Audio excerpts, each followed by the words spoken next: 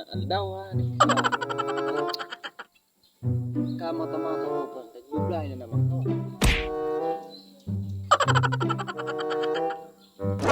Paday. Pading gison, masin ka. Nakula-ka lamang ka paday.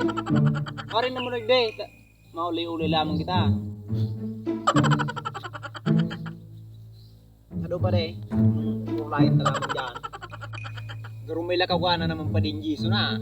Yan. Highanap lang mo niya yung kadae. Siguro mapasyar ka na naman sa Mumbai. Lagi pas ng Valentine's. Isip talaga makibaya ka talaga pa din Gison. Hindi na makibaya ana. Makarin sa mga bayo. Sa ano mo nang bayo pa day? Yaon si Mrs. Anong ba? Nanay kang sinapo. Patas bagay daw. Garungan pa din Gison, ikatong nahiling ko kasi uma.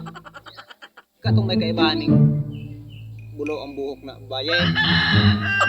Nagkasunod buhat mo sa motor. Si kasi mabaday. Si Kunita si katrabaho ko itong kaibahan ko.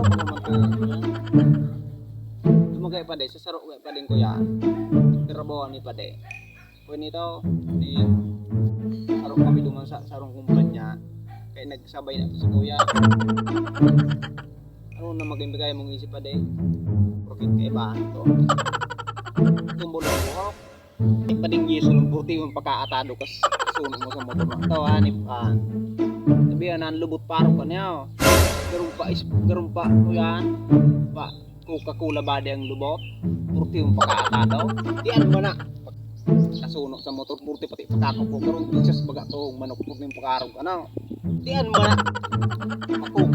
Coca-Cola ba kang yan? Gusto mo ba? Coca ba yan? O ta. Pag naaram na ni Mrs. mo, surbol ka katao. Ako pati dayon, masabi ni Mrs. mo. Yan, si pading Gison niya. Pagawa baga ito kasugma. Namugtok mo, mamboy. Si kay ba akong kasugma? Kung ito, ano mo itong baye. Nagduduwa itong persona pa rin. Paano sabihin mo naman kay Mrs. Ano? Itong persona. Saro ka to pagkabanggi bayi ito aga lalaki na hindi ang gusto yung pa din. Minsan ka pa di kimesis mo, minsan kang bayag mo boy. Nahiling mo naman bago matang babae. Magklasa naman ito boy, para tumulogan boy. Minsan ka ano na dali pa kung misis. Ang nahiling mo sa ngani pa di nahiling para restore kung saan sa surbol ka tao. Ako pati dayon, masabi kay Mrs. mo. Yan, si pading Gison niya. Pagawa baga ito kasugma. Nope.